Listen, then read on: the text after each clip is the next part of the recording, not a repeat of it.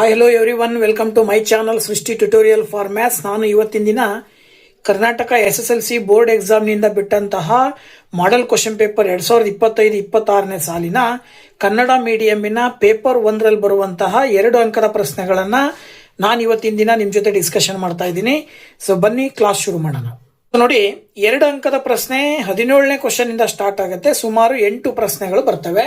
So ಅದರಲ್ಲಿ ಮೊದಲನೇ question 17ನೇ question ಅನ್ನು ನೋಡೋದಾದ್ರೆ, ಒಂದು ಸಮಾಂತರ ಶ್ರೇಣಿಯಲ್ಲಿ S20 820 ಮತ್ತು A20 79 ಆದರೆ ಅದರ ಮೊದಲ ಪದವನ್ನು ಕಂಡುಹಿಡಿಯಿರಿ ಅಂತ ಕೊಟ್ಟಿದ್ದಾರೆ. ಅಥವಾ ಅಂತ ಕೊಟ್ಟು ಇನ್ನೊಂದು ಆಪ್ಷನ್ ಕೂಡ ಕೊಟ್ಟಿದ್ದಾರೆ. ಸೊ ಈಗ ನಾವು ಮೊದಲನೇದಾಗಿ ಒಂದನೇದನ್ನ ನೋಡೋದಾದ್ರೆ, ಒಂದು ಸಮಾಂತರ ಶ್ರೇಣಿ ಇದೆ, ಅದರಲ್ಲಿ ಮೊದಲ 20 ಪದಗಳ ಮೊತ್ತವನ್ನ ಕೊಟ್ಟಿದ್ದಾರೆ 820. ಹಾಗೇನೆ 20ನೇ ಪದ ಬಂದು 79 ಆಗಿರುತ್ತೆ. ಸೊ ನೀವು ಮೊದಲನೇ ಪದವನ್ನ ಕಂಡುಹಿಡಿಬೇಕು. ಹೇಗಪ್ಪ ಇದನ್ನ ಕಂಡುಹಿಡಿಯೋದು ಅಂತಕ್ಕಂಥದ್ದನ್ನ ನಾವು ನೋಡೋದಾದ್ರೆ, ಸೊ ನೋಡಿ, ಮೊದಲ 20 ಪದಗಳ ಮೊತ್ತ ಕೊಟ್ಟಿದ್ದಾರೆ 820 ಅಂತ ಹೇಳಿ. ಹಾಗೇನೆ 20ನೇ ಪದ ಕೊಟ್ಟಿದ್ದಾರೆ 79 ಅಂತ. ಸೊ ಮೊದಲ 20 ಪದಗಳ ಮೊತ್ತ ಕಂಡುಹಿಡಿಬೇಕು ಅಂತ ಅಂದಾಗ ನಾವು ಸೂತ್ರವನ್ನು ಬಳಕೆ ಮಾಡ್ತೀವಿ. SN = n/2 into 2a + n-1 into D ಅಂತ ಹೇಳಿ. ಸೊ ಇಲ್ಲಿ n ಅಂತ ಹೇಳಿದ್ರೆ 20 ಅಂತ ತಗೊಂಡ್ರೆ 20 divided by 2 into 2a + 20 - 1 into D ಆಗುತ್ತೆ. ಸೊ S20 ಅವರೇ ಗಿವನ್ ಕೊಟ್ಟಿದ್ದಾರೆ 820. ದಟ್ ಈಸ್ ಈಕ್ವಲ್ ಟು 2ರಿಂದ 20 ನೀವು ಭಾಗಾಕಾರ ಮಾಡಿದ್ರೆ 2 10 20 ಬರುತ್ತೆ. 2a + 19 ಡಿ ಆಗುತ್ತೆ. ಅಂದ್ರೆ 20ರಲ್ಲಿ 1 ಕಳೆದಾಗ. ನೆಕ್ಸ್ಟ್ ಈ 10 ಈಕ್ವಲ್ ಇಂದ ಈ ಕಡೆ ತಗೊಂಡ್ ಬಂದು ಕ್ಯಾನ್ಸಲ್ ಮಾಡಿದ್ರಿ ಅಂದ್ರೆ 82 ಉಳ್ಕೊಳ್ಳುತ್ತೆ. ಹಾಗಾಗಿ 2a + 19 ಡಿ = 82 ಅಂತ ಹೇಳಿ ನಾವು ಸುಲಭವಾಗಿ ಹೇಳ್ಬಹುದು. ಸೊ ಇದನ್ನ ನಾವು ಸಮೀಕರಣ 1 ಅಂತ ತಗೊಳ್ರಿ.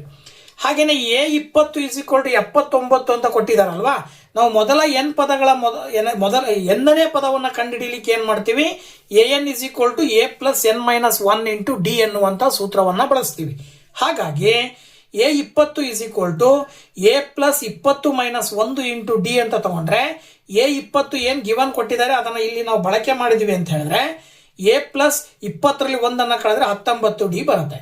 ಅಥವಾ ಇದನ್ನು ಕೂಡ ನಾವು a + 19 ಡಿ = 79 ಅಂತ ತಗೊಂಡು ಸಮೀಕರಣ 2 ಅಂತ ತಗೊಳ್ರಿ. ಈಗ ನಾವು ಸಮೀಕರಣ 2 1ರಲ್ಲಿ ಕಳೆದಾಗ, 2ನೇ ಸಮೀಕರಣವನ್ನ 1ರಿಂದ ಕಳೆದಿವಿ ಅಂತ ಹೇಳಿದ್ರೆ ನೋಡಿ, ಇಲ್ಲಿ 1 ಕೆಳಗಡೆ ಒಂದು ಸಮೀಕರಣವನ್ನ ಬರ್ಕಂತೀವಿ ಈ ರೀತಿ. 2a + 19 ಡಿ = 82, ಆಮೇಲೆ a + 19 ಡಿ = 79. ಈಗ ಕಳಿತಾ ಇದೀವಿ ಅಂದಾಗ 2ನೇ ಸಮೀಕರಣದ ಎಲ್ಲಾ ಚಿಹ್ನೆಗಳು, ಎಲ್ಲಾ ಪದಗಳ ಚಿಹ್ನೆಗಳು ಬದಲಾಗ್ತವೆ. ಸೊ ಏನ ಚಿಹ್ನೆ ಮೈನಸ್ ಆಗುತ್ತೆ, +19 ಡಿ ಯ ಚಿಹ್ನೆ ಮೈನಸ್ ಆಗುತ್ತೆ, 79ರ ಚಿಹ್ನೆ ಮೈನಸ್ ಆಗುತ್ತೆ. ಈಗ ಸೊ +19 ಡಿ -19 ಡಿ ಕ್ಯಾನ್ಸಲ್ ಆಗುತ್ತೆ. 2a ನಲ್ಲಿ a ಚಿಹ್ನೆ ಮೈನಸ್ ಇರೋದ್ರಿಂದ ಕಳೆದಾಗ a ಮಾತ್ರ ಉಳ್ಕೊಳ್ಳುತ್ತೆ. ಈಗ ಇಲ್ಲಿ 82ರಲ್ಲಿ ನಾವು 79 ಕಳಿಬೇಕಾಗತ್ತೆ, ಒಂದು ಪ್ಲಸ್ ಒಂದು ಮೈನಸ್ ಚಿಹ್ನೆ ಇರೋದ್ರಿಂದಾಗಿ. ಸೊ 82ರಲ್ಲಿ 79 ಕಳೆದ್ರೆ ನಿಮಗೆ ಏನ ಬೆಲೆ ಬಂದ್ಬಿಟ್ಟು 3 ಬರುತ್ತೆ. ಅವ್ರು ಕೇಳಿರೋದೇ ನಿಮಗೆ ಮೊದಲ ಪದ ಅಂತ ಹೇಳಿ. ಸೊ ದಟ್ ಮೊದಲನೇ ಪದ ಏನ್ ಬರುತ್ತೆ ಅಂತ ಹೇಳಿದ್ರೆ, ಮೊದಲನೇ ಪದವು 3 ಅಂತ ಹೇಳಿ ನೀವು ಬರಿಬೇಕಾಗತ್ತೆ. ಓಕೆನಾ? ಸೊ 17ನೇ ಕ್ವಶನ್ ನಲ್ಲಿ ಆಪ್ಷನ್ ಇನ್ನೊಂದು ನೋಡೋದಾದ್ರೆ, 201ರಿಂದ 401ರ ನಡುವೆ 6ರಿಂದ ಭಾಗವಾಗುವ ಎಷ್ಟು ಸಂಖ್ಯೆಗಳಿವೆ ಅಂತ ಕೇಳಿದರು. ಅಂದ್ರೆ 201ರಿಂದ ಪ್ರಾರಂಭ ಆಗಿ 401 ಒಳಗಡೆ ಬರುವ ಸಂಖ್ಯೆಗಳೆಲ್ಲವೂ 6ರಿಂದ ಭಾಗ ಆಗ್ಬೇಕು ಅಂತ ಎಷ್ಟು ಸಂಖ್ಯೆಗಳಿದಾವೆ ಅನ್ನೋದನ್ನ ಕೇಳಿದ್ದಾರೆ. ಸೊ ಇದನ್ನ ಏನ್ ಮಾಡಬಹುದು ಅಂತ ನೋಡೋದಾದ್ರೆ, ಸೊ ನೋಡಿ, ನಾವು 6ರಿಂದ ಭಾಗವಾಗುವ ಸಂಖ್ಯೆಗಳು 201ರಿಂದ ಪ್ರಾರಂಭ ಮಾಡಿದ್ರೆ ಮೊದಲು ಸಿಗೋ ಸಂಖ್ಯೆ 204. ಸೊ 204 6ರಿಂದ ಭಾಗ ಆಗತ್ತೆ. ಅದಾದ ನಂತರ ಅದರ ಮುಂದೆ ನಾವು +6 ಸೇರಿಸಿ ಬರಿತಾ ಹೋದಾಗ 210, 216 ... ಬರುತ್ತೆ. ಕೊನೆಯ ಸಂಖ್ಯೆ 401. 401ರ ಹಿಂದೆ 6ರಿಂದ ಭಾಗ ಆಗೋ ಸಂಖ್ಯೆ 396. ಸೊ ಕೊನೆಯ ಸಂಖ್ಯೆ 396 ಆಗಿರುತ್ತೆ. ಅದ್ರ ಪ್ರಕಾರ ನಾವು 204 ಮೊದಲನೇ ಪದ ಅಂತ ತಗೊಳ್ತೀವಿ. ಹಾಗೇನೆ ಸಾಮಾನ್ಯ ವ್ಯತ್ಯಾಸ ಏನ್ ಬರ್ತಾ ಇದೆ, 6ರಿಂದ ಭಾಗವಾಗುವ ಸಂಖ್ಯೆಗಳಾಗಿರೋದ್ರಿಂದ ಸಾಮಾನ್ಯ ವ್ಯತ್ಯಾಸ 6 ಬರುತ್ತೆ. ನೀವೇನ್ ಮಾಡಬೇಕು, n ಕಂಡುಹಿಡಿಬೇಕು. ಅದರ ಜೊತೆಗೆ ನಿಮಗೆ ಕೊನೆಯ ಪದವನ್ನು ಕೊಟ್ಟಿದ್ದಾರೆ. ಕೊನೆಯ ಪದ ಬಂದ್ಬಿಟ್ಟು 396. ಓಕೆನಾ? ಸೊ ಈಗ ನೀವು ಸೂತ್ರವನ್ನು ಬಳಸೋದಾದ್ರೆ ಎನ್ನನೇ ಪದವನ್ನು ಕಂಡುಹಿಡಿಯುವ ಸೂತ್ರ ಬಂದು an = a+n-1 × d. ಸೊ ಇಲ್ಲಿ ನೀವು an ಅಂತ ಹೇಳಿದ್ರೆ 396 ಪ್ಲಸ್ ಎ ಅಂತ ಹೇಳಿದ್ರೆ 204 ಪ್ಲಸ್ n-1 × d ಅಂತ ಹೇಳಿದ್ರೆ 6 ಅನ್ನೋದನ್ನ ತಗೊಳ್ಬೇಕು. ಈಗ ನೀವು n ಕಂಡುಹಿಡಿಬೇಕು ಅಲ್ವಾ. ಸೊ ಈಗ ನೀವೇನ್ ಮಾಡ್ತೀರಾ, 396ರಲ್ಲಿ 204ನ ಈಕ್ವಲ್ ಇಂದ ಈ ಕಡೆ ತಗೊಂಬಂದ್ರೆ -204 ಆಗತ್ತೆ. ಇಲ್ಲಿ n-1 × 6 ಉಳ್ಕೊಳ್ಳುತ್ತೆ. ಸೊ ಹಾಗೆ 396ರಲ್ಲಿ ನೀವು 204ನ್ನ ಕಳೆದ್ರಿ ಅಂತ ಹೇಳಿದ್ರೆ 396ರಲ್ಲಿ 204ನ್ನ ಕಳೆದ್ರಿ ಅಂತ ಹೇಳಿದ್ರೆ 6ರಲ್ಲಿ 4 ಹೋದ್ರೆ 2, 9ರಲ್ಲಿ 0 ಹೋದ್ರೆ 9, 3ರಲ್ಲಿ 2 ಹೋದ್ರೆ 1, 192 ಬಂತು. ಈ 6ಅನ್ನ ಈಕ್ವಲ್ ಇಂದ ಈ ಕಡೆ ತಗೊಂಬಂದ್ರೆ /6 ಆಗುತ್ತೆ. ಇಲ್ಲಿ n-1 ಉಳ್ಕೊಳ್ಳುತ್ತೆ. ಸೊ ಈಗ ನೀವು ಸಪೋಸ್ 6ರಿಂದ 192ನ ಬಾಗಿಸಿದ್ರಿ ಅಂತ ಹೇಳಿದ್ರೆ 6ರಿಂದ 192ನ ನೀವು ಭಾಗಾಕಾರ ಮಾಡಿದ್ರಿ ಅಂದ್ರೆ 32 ಬರುತ್ತೆ. ಈ -1 ಈಕ್ವಲ್ ಇಂದ ಈ ಕಡೆ ತಗೊಂಬಂದ್ರೆ +1 ಆಗತ್ತೆ. ಇಲ್ಲಿ n ಮಾತ್ರ ಉಳ್ಕೊಳ್ಳುತ್ತೆ. ಅಂದ್ರೆ ಅಲ್ಲಿಗೆ ಸುಲಭವಾಗಿ ನೀವು ಹೇಳ್ಬೋದು n ಏನು ಬಂತು, 32 + 1 ಅಂದ್ರೆ 33 ಅಂತೇಳಿ. ಇದ್ರ ಅರ್ಥ ಏನು ಅಂದ್ರೆ 201ರಿಂದ 401ರ ಮಧ್ಯೆ 6ರಿಂದ ಭಾಗವಾಗುವ ಸಂಖ್ಯೆಗಳು ಎಷ್ಟಪ್ಪ ಅಂತ ಹೇಳಿದ್ರೆ ಸಂಖ್ಯೆಗಳು ಎಷ್ಟು, 33 ಅಂತೇಳಿ ನಾವು ಸುಲಭವಾಗಿ ಹೇಳಬಹುದು. ಸೊ ಹಾಗೆ 18ನೇ ಕ್ವಶನ್, ಕೊಟ್ಟಿರುವ ರೇಖಾತ್ಮಕ ಸಮೀಕರಣಗಳ ಜೋಡಿಯನ್ನು ಸೂಕ್ತ ವಿಧಾನದಿಂದ ಬಿಡಿಸಿ ಅಂತ ಕೊಟ್ಟಿದ್ದಾರೆ. ಸೊ ನಾವು ಸೂಕ್ತ ವಿಧಾನವನ್ನ ಬಳಸಿ ಬಿಡಿಸೋದಾದ್ರೆ ಏನ್ ಮಾಡಬಹುದಪ್ಪ ಅಂತ ಹೇಳಿದ್ರೆ, ನೋಡಿ ಇಲ್ಲಿ ಕೊಟ್ಟಿರುವ ಸಮೀಕರಣಗಳನ್ನ ಮೊದಲು 1 ಮತ್ತೆ 2 ಅಂತೇಳಿ ನಂಬರ್ ಹಾಕೊಳ್ಬೇಕು. ಈ 2 ಸಮೀಕರಣಗಳನ್ನ 1 ಮತ್ತು 2 ಇಲ್ಲಿ ಕೂಡಬೇಕಾಗತ್ತೆ. ನೀವು ಸಮೀಕರಣವು ಇಲ್ಲಿ ಕೂಡಬಹುದು ಅಥವಾ ಕಳಿಬಹುದು, 2 ಆಪ್ಷನ್ ಇದೆ ನಿಮಗೆ. ಏನ್ ಮಾಡ್ಬೇಕು ಯಾವಾಗ ಅಂತ ಹೇಳಿದ್ರೆ, ಎಕ್ಸ್ ನ ಮತ್ತೆ ಸಹಗುಣಕ ಮತ್ತೆ ವೈ ನ ಸಹಗುಣಕಗಳ ಜೊತೆಗೆ ಚಿಹ್ನೆಗಳು ಯಾವ್ದು ಇದಾವೆ ಅನ್ನೋದು ಡಿಪೆಂಡ್ ಆಗಿರುತ್ತೆ. ಕೆಲವು ಸರಿ ವೈ ನ ಸಹಗುಣಕ ಸಮ ಇದ್ದು ಚಿಹ್ನೆ ಒಂದು ಪ್ಲಸ್ ಒಂದು ಮೈನಸ್ ಇದ್ರೆ ಕೂಡಬೇಕಾಗತ್ತೆ, ಅಥವಾ ಇದು ಎಕ್ಸಿಗೂ ಕೂಡ ಹಾಗೆ ಅನ್ವಯ ಆಗತ್ತೆ. ಆದ್ರೆ ಕೆಲವು ಸರಿ ಏನ್ ಮಾಡ್ತಾರೆ ಅಂತ ಹೇಳಿದ್ರೆ, ಸಹಗುಣಕಗಳು ಸಮ ಇದ್ರೂ ಚಿಹ್ನೆ ಎರಡೂ ಕೂಡ ಪ್ಲಸ್ ಇರ್ತವೆ ಅಥವಾ ಎರಡೂ ಮೈನಸ್ ಇರ್ತವೆ. ಆ ಸಂದರ್ಭದಲ್ಲಿ ನೀವು ಆ ಸಮೀಕರಣಗಳನ್ನ ಒಂದರಲ್ಲಿ ಒಂದನ್ನ ಕಳಿಬೇಕಾಗತ್ತೆ. ಇಲ್ಲಿ 2 ಸಮೀಕರಣಗಳಲ್ಲೂ ಕೂಡ ವೈ ನ ಸಹಗುಣಕ ಸಮ ಇದೆ, ಅದ್ರ ಜೊತೆಗೆ ಒಂದು ಚಿಹ್ನೆ ಪ್ಲಸ್ ಒಂದು ಮೈನಸ್ ಕೊಟ್ಟಿರೋದ್ರಿಂದ ನಾವೇನ್ ಮಾಡ್ಬೇಕು, ಅವುಗಳನ್ನ ಕೂಡಬೇಕಾಗತ್ತೆ. ಸೊ ಕೂಡಿದಾಗ ಏನ್ ಬರುತ್ತೆ ಅಂತ ಹೇಳಿದ್ರೆ, ನೋಡಿ ಇಲ್ಲಿ ಡೈರೆಕ್ಟ್ ಆಗಿ +y ಮತ್ತೆ -y ಕ್ಯಾನ್ಸಲ್ ಆಗುತ್ತೆ. 3x ಗೆ 2x ಅನ್ನ ಕೂಡಿದ್ರೆ 5x ಬರುತ್ತೆ. ದಟ್ ಈಸ್ ಈಕ್ವಲ್ ಟು 8ಕ್ಕೆ 7 ಕೂಡಿದ್ರೆ 15 ಬರುತ್ತೆ. ಸೊ ಈಗ ನೀವು 5ರಿಂದ 15 ಭಾಗಾಕಾರ ಮಾಡಿದ್ರೆ x ನ ಬೆಲೆ ಬಂದ್ಬಿಟ್ಟು 3 ಬರುತ್ತೆ. ಓಕೆನಾ.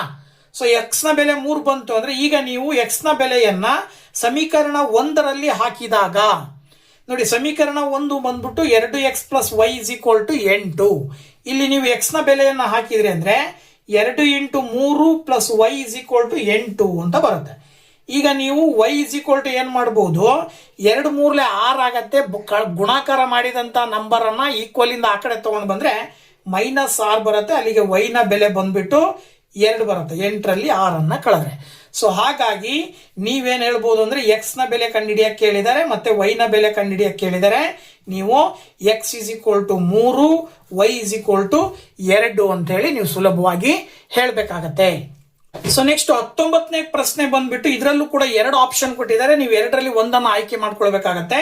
ಸೊ ನಾವಿಲ್ಲಿ 2 ಡಿಸ್ಕಷನ್ ಮಾಡೋದಾದ್ರೆ ಮೊದಲನೇ ಕ್ವಶನ್ ಬಂದ್ಬಿಟ್ಟು 2x² + 3x - 7 = 0 ಈ ವರ್ಗ ಸಮೀಕರಣದ ಶೋಧಕವನ್ನು ಕಂಡುಹಿಡಿಯಿರಿ ಮತ್ತು ಮೂಲಗಳ ಸ್ವಭಾವವನ್ನು ನಿರ್ಧರಿಸಿ ಅಂತ ಕೊಟ್ಟಿದ್ದಾರೆ. ಸೊ ಅದ್ರ ಬಗ್ಗೆ ನೋಡೋದಾದ್ರೆ, ಸೊ ಇಲ್ಲಿ ಮೊದಲು ಅವ್ರು ಕೊಟ್ಟಿರುವಂತಹ ದತ್ತ ಸಮೀಕರಣವನ್ನು ತಗೊಂಡ್ರೆ 2x² + 3x - 7 = 0.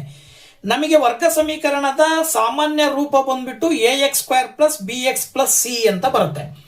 ಹಾಗಾದ್ರೆ ನಾವು x ಮತ್ತೆ x² ಮತ್ತೆ x ನ ಸಹಗುಣಕಗಳನ್ನ ಒಂದೊಂದಾಗಿ ನಾವು ಹೋಲಿಕೆ ಮಾಡ್ತಾ ಬಂದ್ರೆ a ನ ಬೆಲೆ ಬಂದ್ಬಿಟ್ಟು 2 ಬರುತ್ತೆ, b ನ ಬೆಲೆ ಬಂದ್ಬಿಟ್ಟು 3 ಬರುತ್ತೆ, c ನ ಬೆಲೆ ಬಂದ್ಬಿಟ್ಟು -7 ಬರುತ್ತೆ. ನಮಗೆ ಗೊತ್ತಿರುವಂತೆ ಶೋಧಕದ ಸೂತ್ರ ಬಂದ್ಬಿಟ್ಟು ಡೆಲ್ಟಾ = b² - 4ac ಅಂತ ಹೇಳ್ತೀವಿ ನಾವು. ಸೊ ಇದ್ರ ಪ್ರಕಾರ delta is equal to B square minus 4ac ಅಂತ ಹೇಳಿದ್ರೆ delta is equal to B square ಅಂತ ಹೇಳಿದ್ರೆ 3 ಸ್ಕ್ವೇರ್ ಮೈನಸ್ 4 ಇಂಟು ಎ ನ ಬೆಲೆ 2 ಇದೆ ಇಂಟು ಸಿ ನ ಬೆಲೆ -7. ಓಕೆನಾ? ಸೊ ಆಗ ನೀವು ಡೆಲ್ಟಾ ಇಸ್ ಈಕ್ವಲ್ ಟು 3ರ ವರ್ಗವನ್ನ ಮಾಡಿದಾಗ ನಿಮಗೆ 9 ಬರುತ್ತೆ. ಹಾಗೇನೆ -4 2 8 8 7 56 ಅಂತ ಬರ್ಕಂತೀವಿ ನಾವು. ಓಕೆನಾ? ಸೊ ಈಗ ನೀವು 56ಕ್ಕೆ 9 ಕೂಡಿದಾಗ ಡೆಲ್ಟಾದ ಬೆಲೆ ಬಂದ್ಬಿಟ್ಟು ಎಷ್ಟು ಬರುತ್ತೆ? 65 ಬರುತ್ತೆ. ಸೊ ನಮಗೆ ಗೊತ್ತಿರುವಂತೆ ಡೆಲ್ಟಾದ ಬೆಲೆ ಇಲ್ಲಿ 65 ಬರ್ತಾ ಇದೆ ಅಂದ್ರೆ ಏನಾಗಿದೆ? 0ಗಿಂತ ದೊಡ್ಡದಾಗಿದೆ. ಸಾಮಾನ್ಯವಾಗಿ ಶೋಧಕ ಸೂತ್ರವನ್ನು ಬಳಸಿದಾಗ ನಮಗೆ ಡೆಲ್ಟಾದ ಬೆಲೆ 3 ರೀತಿ ಬರುತ್ತೆ. ಒಂದು, ಡೆಲ್ಟಾದ ಬೆಲೆ 0ಗಿಂತ ಜಾಸ್ತಿ ಇರುತ್ತೆ, ಅಥವಾ ಡೆಲ್ಟಾದ ಬೆಲೆ 0ಗಿಂತ ಕಡಿಮೆ ಇರುತ್ತೆ, ಅಥವಾ ಡೆಲ್ಟಾದ ಬೆಲೆ 0ಗೆ ಸಮ ಆಗಿರುತ್ತೆ. ಸೊ ಇಲ್ಲಿ ಡೆಲ್ಟಾದ ಬೆಲೆ 0ಗಿಂತ ಜಾಸ್ತಿ ಬಂದಾಗ ಮೂಲಗಳೇನಾಗಿರ್ತವೆ? ವಾಸ್ತವ ಮತ್ತು ವಿಭಿನ್ನವಾಗಿರ್ತವೆ. ಸೊ ಅವ್ರು ಕೇಳಿರೋದು ಕೂಡ ಅದನ್ನೇ, ಶೋಧಕವನ್ನ ಕಂಡು ಹಿಡಿಯಿರಿ ಮತ್ತು ಶೋಧಕದ ಆಧಾರದ ಮೇಲೆ ಮೂಲಗಳ ಸ್ವಭಾವವನ್ನ ತಿಳಿಸಿ ಅಂತ ಕೊಟ್ಟಿದ್ದಾರೆ. ಸೊ ಇಲ್ಲಿ ಮೂಲಗಳ ಸ್ವಭಾವ ಬಂದ್ಬಿಟ್ಟು ಮೂಲಗಳು ವಾಸ್ತವ ಮತ್ತು ವಿಭಿನ್ನ ಅಂತ ಹೇಳ್ಬೇಕಾಗತ್ತೆ. ಸೊ ಇನ್ನೂ ಹೆಚ್ಚಿನದಾಗಿ ನೀವು ತಿಳ್ಕೊಬೇಕಂದ್ರೆ ಡೆಲ್ಟಾದ ಬೆಲೆ ಏನಾದ್ರೂ 0ಗಿಂತ ಕಡಿಮೆ ಬಂತು ಅಂದ್ರೆ ಮೂಲಗಳು ವಾಸ್ತವವಾಗಿರುವುದಿಲ್ಲ ಅಂತ ಬರಿಬೇಕಾಗತ್ತೆ. ಅದೇ ಡೆಲ್ಟಾದ ಬೆಲೆ ಈಕ್ವಲ್ ಟು 0 ಬಂತು ಅಂತ ಹೇಳಿದ್ರೆ ಮೂಲಗಳು ವಾಸ್ತವ ಮತ್ತು ಸಮ ಅಂತ ಬರಿಬೇಕಾಗತ್ತೆ. ಓಕೆನಾ? ಸೊ ಈಗ 19ನೇ ಕ್ವಶನ್ ನಲ್ಲಿ 2ನೇ ಆಪ್ಷನ್ ಬಂದ್ಬಿಟ್ಟು 2x + 3 into x is equal to x square plus 1 ಈ ವರ್ಗ ಸಮೀಕರಣವನ್ನು ಆದರ್ಶ ರೂಪದಲ್ಲಿ ವ್ಯಕ್ತಪಡಿಸಿ ಅಂತ ಕೇಳಿದ್ದಾರೆ.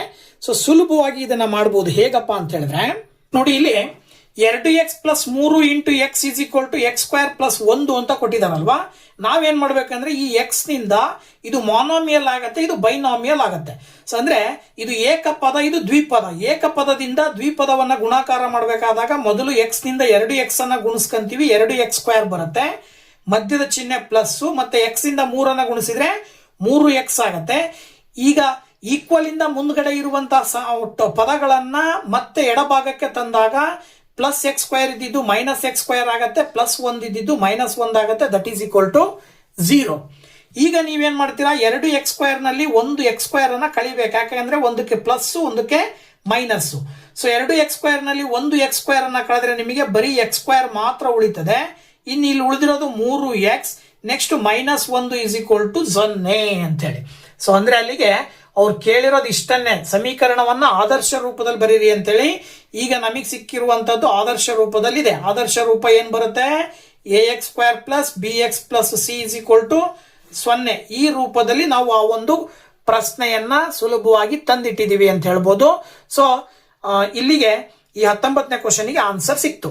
ಸೊ ನೆಕ್ಸ್ಟ್ 20ನೇ ಕ್ವಶನ್ಗೆ ನೋಡೋದಾದ್ರೆ √5 ಒಂದು ಅಭಾಗಲಬ್ಧ ಸಂಖ್ಯೆ ಎಂದು ಸಾಧಿಸಿ ಅಂತ ಕೊಟ್ಟಿದ್ದಾರೆ.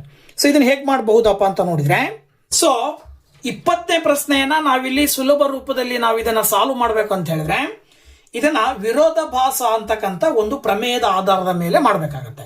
ಸೊ ವಿರೋಧಾಭಾಸದ ಮೂಲಕ ಏನ್ ಮಾಡಬಹುದಪ್ಪ ಅಂದ್ರೆ ಮೊದಲು ನಾವು √5 ಭಾಗಲಬ್ಧ ಸಂಖ್ಯೆ ಅಂತೇಳಿ ಊಹಿಸ್ಕೊಳ್ಬೇಕು.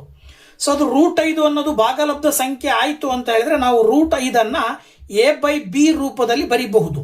ಸೊ ಇಲ್ಲಿ ಎ ಮತ್ತು ಬಿ ಅಂತಕ್ಕಂಥವು ಸಹ ಪ್ರಧಾನ ಪೂರ್ಣಾಂಕಗಳಾಗಿರ್ತವೆ. ಹಂಗಂದ್ರೆ ಅದಕ್ಕೆ 1 ಬಿಟ್ಟು ಬೇರಾವುದೇ ಸಂಖ್ಯೆಗಳು ಭಾಗ ಆಗೋದಿಲ್ಲ, ಸಾಮಾನ್ಯ ಅಪವರ್ತನಗಳು ಇರೋದಿಲ್ಲ. ಹಾಗೇನೆ ಬಿ ನ ಬೆಲೆ 0 ಇರಬಾರ್ದು, ಬಿಗೆ ಯಾವುದೇ ಸಂದರ್ಭದಲ್ಲೂ ಬೆಲೆ 0 ಬರಬಾರ್ದು ಅಂತೇಳಿ. ಸೊ ಇದ್ರ ಆಧಾರದ ಮೇಲೆ ನಾವು √5 a/b ಅಂತ ಬರೀಬಹುದು. ಈಗ ನೀವು ಎರಡೂ ಬದಿಗಳಿಗೆ ನಾವು ವರ್ಗೀಕರಿಸಿದಾಗ √5 ವರ್ಗ ಇಸ್ ಈಕ್ವಲ್ ಟು a/b ನ ವರ್ಗ ಅಂತ ತಗೊಂಡ್ರೆ ಇಲ್ಲಿ ವರ್ಗ ಮತ್ತು ವರ್ಗಮೂಲ ಕ್ಯಾನ್ಸಲ್ ಆಗುತ್ತೆ. ಸೊ ವರ್ಗ ಮತ್ತು ವರ್ಗಮೂಲ ಕ್ಯಾನ್ಸಲ್ ಆಗಿ 5 ಉಳ್ಕೊಳ್ಳುತ್ತೆ. a ಗೆ ಸ್ಕ್ವೇರ್ ಮಾಡಿದ್ರೆ a ಸ್ಕ್ವೇರ್ ಬರುತ್ತೆ, b ಗೆ ಸ್ಕ್ವೇರ್ ಮಾಡಿದ್ರೆ b ಸ್ಕ್ವೇರ್ ಬರುತ್ತೆ. ಈಗ ನಾವು b ಸ್ಕ್ವೇರ್ ಅನ್ನ ಎಡಭಾಗಕ್ಕೆ ತಗೊಂಡ್ ಬಂದ್ರೆ b ಸ್ಕ್ವೇರ್ ಆಗುತ್ತೆ. That is equal to a square ಅಂತ ಹೇಳ್ಬೋದು ನಾವು.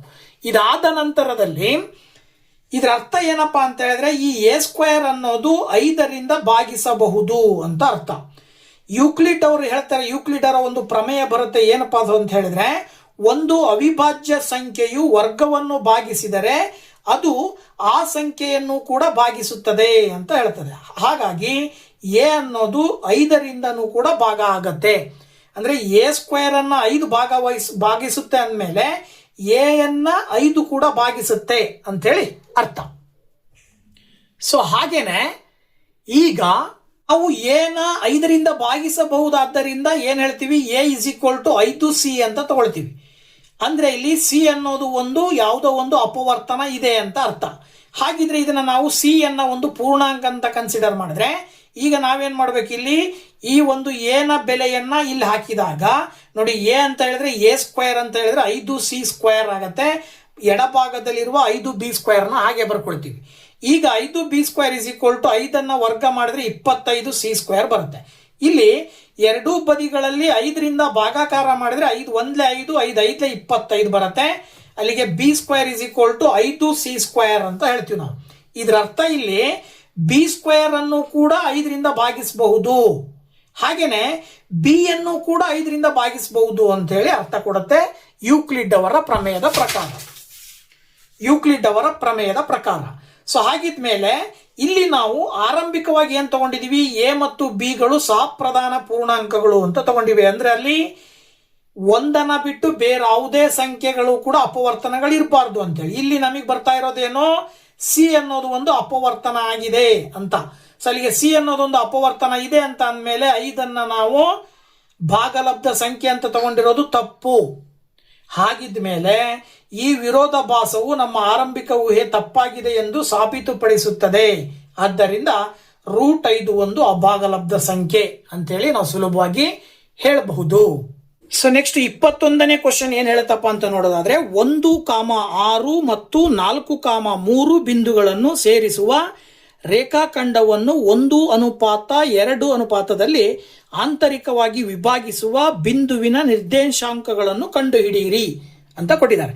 ಸೊ ಇಲ್ಲಿ ನೀವು ವಿಭಾಗ ಸೂತ್ರವನ್ನ ಬಳಸಿ ಬಿಂದುವಿನ ನಿರ್ದೇಶಾಂಕಗಳನ್ನ ಹೇಳಬೇಕಾಗುತ್ತೆ. ಸೊ ಇಲ್ಲಿ ಕೊಟ್ಟಿರುವಂತಹ ಬಿಂದುಗಳನ್ನ x1 y1 x2 y2 ಮತ್ತೆ ಅನುಪಾತಗಳನ್ನ m1:m2 ಅಂತ ತಗೊಳ್ಬೇಕು.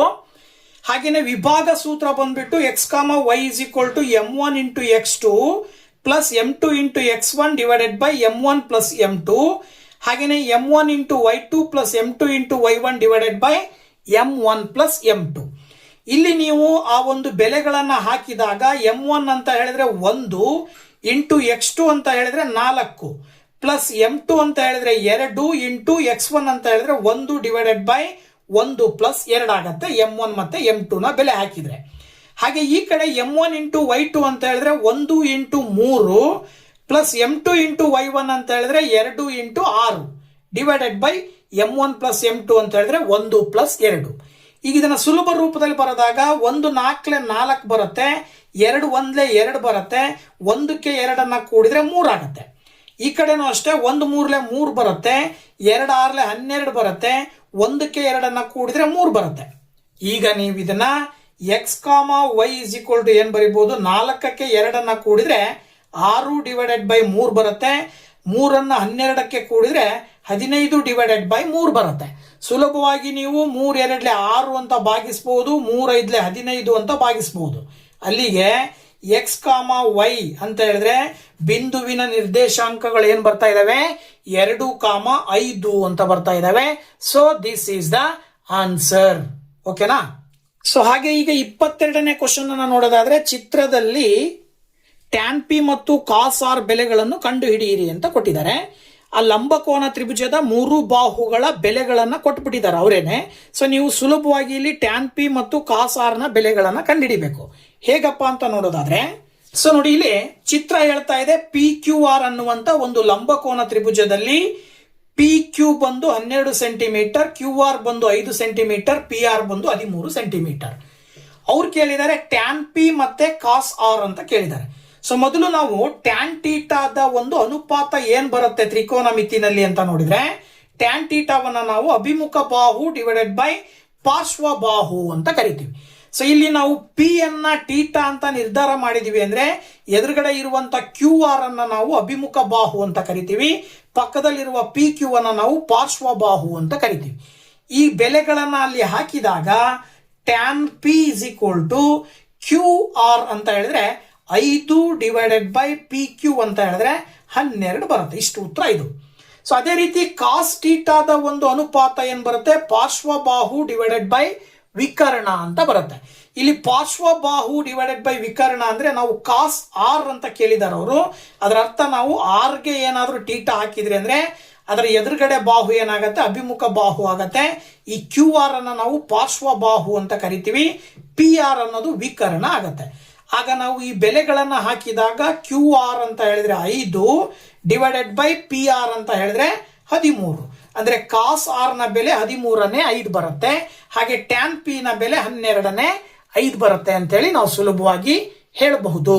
ಸೊ ಹಾಗೆ ಈಗ 23ನೇ ಕ್ವಶನ್ ಹೇಳುತ್ತೆ, ಚಿತ್ರದಲ್ಲಿ ಸಿಪಿ ಮತ್ತು ಸಿಕ್ಯೂ ಇವುಗಳು ಓ ಕೇಂದ್ರವುಳ್ಳ ವೃತ್ತಕ್ಕೆ ಸ್ಪರ್ಶಕಗಳಾಗಿವೆ. ಎ ಆರ್ ಬಿಯು ಆರ್ ಬಿಂದುವಿನಲ್ಲಿ ಮತ್ತೊಂದು ಸ್ಪರ್ಶಕವಾಗಿದೆ. ಸಿಎಬಿ ತ್ರಿಭುಜದ ಸುತ್ತಳತೆಯು ಸಿಪಿ ಸ್ಪರ್ಶಕದ ಉದ್ದದ 2ರಷ್ಟಿದೆ ಎಂದು ತೋರಿಸಿ ಅಂತ ಕೊಟ್ಟಿದ್ದಾರೆ ಪ್ರಶ್ನೆ. ಸೊ ಇದನ್ನ ಹೇಗೆ ಸಾಲ್ವ್ ಮಾಡಬಹುದು ಅಂತಕ್ಕಂಥದ್ದನ್ನ ನೋಡಿದಾಗ ನೋಡಿ, ಇಲ್ಲಿ ಈ ವೃತ್ತಕ್ಕೆ ಸಿ ಇಂದ 2 ಸ್ಪರ್ಶಕಗಳಿದಾವೆ. ಸೊ ನಮಗೆ ಗೊತ್ತು ಆ 2 ಸ್ಪರ್ಶಕಗಳು ಸಮ ಇರ್ತವೆ. ನಮಗೆ ವೃತ್ತದ ಪಾಠದಲ್ಲಿ ಬರುವಂತ ಪ್ರಮೇಯದ ಆಧಾರದ ಮೇಲೆ CP is equal to C Q ಅಂತ ಹೇಳ್ಬೋದು ನಾವು. ಓಕೆನಾ, CP is equal to C Q. ಇದೇ ರೀತಿ ಎ ದಿಂದ 2 ಸ್ಪರ್ಶಕಗಳಿದಾವೆ, ಎ ಪಿ ಮತ್ತೆ ಎ ಆರ್ ಅಂತಕ್ಕಂಥವು. ಇವು ಕೂಡ ಸಮ ಇರ್ತವೆ. ಸೊ ಎ ಪಿ ಮತ್ತೆ A R.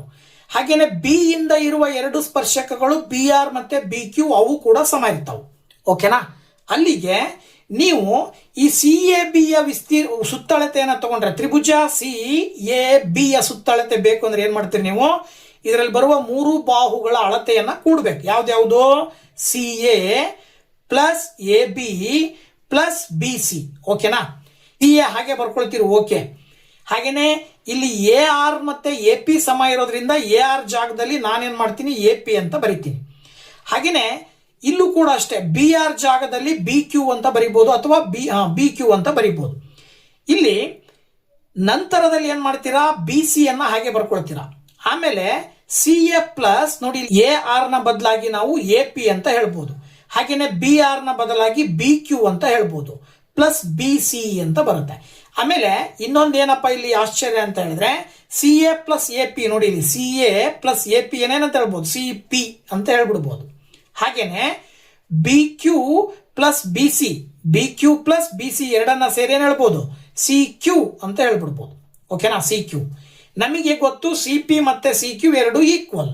So C Q ಬದಲಾಗಿ ನಾನು ಮತ್ತೊಂದು ಸಾರಿ ಸಿ ಪಿ ಅಂತ ತಗೊಂಡೆ ಅಂದ್ರೆ C P plus C P ಅಂದ್ರೆ 2 ಸಿ ಪಿ ಬರುತ್ತೆ. ಅಂದ್ರೆ ಇದೇನಾಗಿರುತ್ತೆ, ತ್ರಿಭುಜ ಸಿ ಎ ಬಿ ಯ ಸುತ್ತಳತೆಗೆ ಸಮ ಇರುತ್ತೆ. ಅವ್ರು ಕೇಳಿರೋದು ಇದನ್ನ ಸಾಧಿಸಿ ಅಂತ ಕೇಳಿದ್ದಾರೆ. ಸೊ ಅದ್ರ ಪ್ರಕಾರ ತ್ರಿಭುಜ ಸಿ ಎ ಬಿ ಯ ಸುತ್ತಳತೆಯು ಯಾವುದು, ಆ ಒಂದು ಸ್ಪರ್ಶಕ ಸಿ ಪಿ ಯ 2ರಷ್ಟಿರುತ್ತೆ ಅಂತ ಹೇಳಿ ನಾವು ಸುಲಭವಾಗಿ ಹೇಳಬಹುದು. ಸೊ ಓಕೆ, 2 ಅಂಕದ ಕೊನೆಯ ಕ್ವಶನ್ ಬಂದ್ಬಿಟ್ಟು 24ನೇದು. 2 ಸಂಖ್ಯೆಗಳ ಮಾಸ ಮತ್ತು ಲಾಸಗಳ ಗುಣಲಬ್ಧ 2016 ಆಗಿದೆ. ಅವುಗಳಲ್ಲಿ ಒಂದು ಸಂಖ್ಯೆಯು 42 ಆದರೆ ಇನ್ನೊಂದು ಸಂಖ್ಯೆಯನ್ನು ಕಂಡು ಹಿಡಿಯಿರಿ ಹಾಗೂ ಆ 2 ಸಂಖ್ಯೆಗಳ ಮಾಸವನ್ನು ಅವಿಭಾಜ್ಯ ಅಪವರ್ತನ ವಿಧಾನದಿಂದ ಕಂಡು ಹಿಡಿಯಿರಿ ಅಂತ ಕೊಟ್ಟಿದ್ದಾರೆ. ಸೊ ಇದನ್ನ ಹೇಗೆ ಮಾಡ್ಬೋದಪ್ಪ ಅಂತಕ್ಕಂಥದ್ದನ್ನ ನಾವು ನೋಡಿದ್ರೆ ನೋಡಿ, ನಮಗೆ ಗೊತ್ತಿರುವಂತ ಒಂದು ಸೂತ್ರ ಏನಪ್ಪಾ ಅಂದ್ರೆ 2 ಸಂಖ್ಯೆಗಳ ಲಾಸ ಮತ್ತು ಮಾಸಗಳ ಗುಣಲಬ್ಧವು ಆ 2 ಸಂಖ್ಯೆಗಳ ಗುಣಲಬ್ಧಕ್ಕೆ ಸಮನಾಗಿರುತ್ತದೆ ಅಂತ ಇದೆ. ಇದರ ಆಧಾರದ ಮೇಲೆ H into L is equal to A into B ಅಂತ ತಗೊಂತೀವಿ. ಅವರೇ ಹೇಳಿದ್ದಾರೆ ಲಾಸ ಮತ್ತು ಮಾಸಗಳ ಗುಣಲಬ್ಧ 2016. ಹಾಗೇನೆ ಒಂದು ಸಂಖ್ಯೆಯನ್ನ ಕೊಟ್ಟಿದ್ದಾರೆ 42. ಸೊ ಇನ್ನೊಂದು ಸಂಖ್ಯೆಯನ್ನ ನೀವು ಕಂಡುಹಿಡಿಬೇಕು. ಸೊ ಕಂಡುಹಿಡಿಬೇಕಾಗಿರುವ ಸಂಖ್ಯೆಯನ್ನು ಇಲ್ಲಿ ಬರ್ಕೊಂಡು 42 ಆ ಕಡೆ ಕಳಿಸಿದ್ರೆ ಡಿವೈಡೆಡ್ ಬೈ 42 ಆಗುತ್ತೆ. ಈಗ 42ರಿಂದ 2016 ಭಾಗಾಕಾರ ಮಾಡಿದ್ರೆ 48 ಬರುತ್ತೆ. ಅಂದ್ರೆ ಅಲ್ಲಿಗೆ ನಿಮಗೆ ಬೇಕಾಗಿರುವ 2 ಸಂಖ್ಯೆಗಳು ಸಿಕ್ಕು. ಯಾವ್ದ್ಯಾವ್ದು, 42 ಮತ್ತೆ 48. ಇದರ ಮುಂದುವರೆದು ಹೇಳ್ತಾರೆ, ಈ 2 ಸಂಖ್ಯೆಗಳ ಮಾಸ ಕಂಡು ಹಿಡಿಯಿರಿ ಅವಿಭಾಜ್ಯ ಅಪವರ್ತನ ವಿಧಾನದ ಮುಖಾಂತರ ಅಂತ ಹೇಳ್ತಾರೆ. ಅದ್ರ ಪ್ರಕಾರ 42ರ ಅವಿಭಾಜ್ಯ ಅಪವರ್ತನಗಳು ಯಾವ್ಯಾವ ಬರ್ತವೆ, 2, 3, 7 ಬರ್ತವೆ.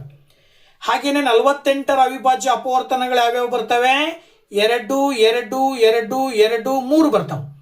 ಈಗ ಇವೆರಡರ ಮಾಸ ಅಂದ್ರೆ ಮಹತ್ತಮ ಸಾಮಾನ್ಯ ಅಪವರ್ತನ ಅಂದ್ರೆ ಸಾಮಾನ್ಯವಾಗಿರುವ ಎರಡೂ ಕಡೆ ಸಾಮಾನ್ಯವಾಗಿರುವಂತಹ ಸಂಖ್ಯೆಗಳು ಯಾವ್ಯಾವು ಅಂದ್ರೆ 1, 2 ಆಮೇಲೆ ಇನ್ನೊಂದು 3.